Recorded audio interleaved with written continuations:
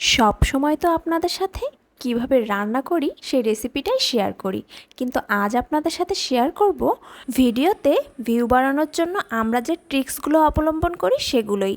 আর সেটা করতে গিয়ে আমাদের মাঝে মাঝে যে ঝামেলাগুলো পোহাতে হয় তাই। আর সেই ট্রিক্সটা হচ্ছে এই যে মশলাগুলোকে এভাবে খুব সুন্দরভাবে সাজিয়ে আপনাদের দেখানো।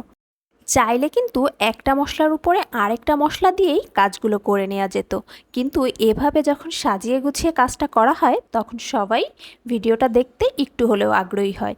আর এই যে অনেকেই এখন বলবেন এখানে আবার আস্ত রসুন দিয়েছেন কেন। আসলে সব মশলা দেওয়ার পরে এই জায়গাটা ফাঁকা থেকে গিয়েছিল, ভাবলাম ফাঁকা থাকলে দেখতে ভালো লাগবে না, যেহেতু মাংসের ভিতর আস্ত রসুন দেবই তাই এখানে দিয়েই মাখিয়ে নিই। তাই এই তো আস্ত রসুন দিয়েই মশলাটাকে খুব ভালোভাবে মাখিয়ে নিলাম। খুব সুন্দরভাবে মশলাটা মাখিয়ে নেওয়ার পরে এর ভেতরে আমি দিয়ে দেব গরুর মাংসের টুকরোগুলো। আজ গরুর মাংসটা খুবই ভালো ছিল, একটু তেল তেলে আর সফট মাংস ছিল, যে কারণে রান্নাটাও খুব দ্রুত হয়ে গিয়েছিল। আর মাংসটা ভালো ছিল বলে খেতেও কিন্তু ভীষণ মজার হয়েছিল।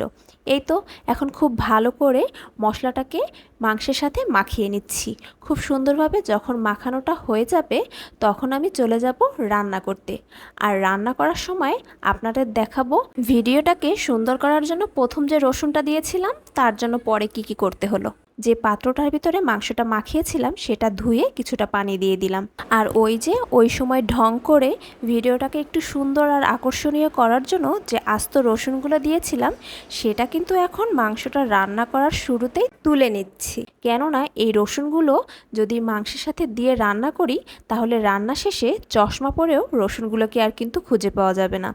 যেহেতু মাংস সেদ্ধ হতে একটু সময় বেশি লাগে, রসুনগুলো তো দ্রুতই সেদ্ধ হয়ে যায়। এ কারণে মাংসটা যখন অর্ধেক সেদ্ধ হয়ে যাবে তখনই এর ভিতরে আমি রসুনগুলো আবার দিয়ে দেব, দিয়ে ভালো করে এটাকে কষিয়ে নেব। এই যে দেখুন এখন কিন্তু খুব ভালোভাবে এটা ভাজা ভাজা করে কষানো হয়ে গিয়েছে। এখন এর ভিতরে আমি দিয়ে দেব পরিমাণ মতন ঝোলের পানি।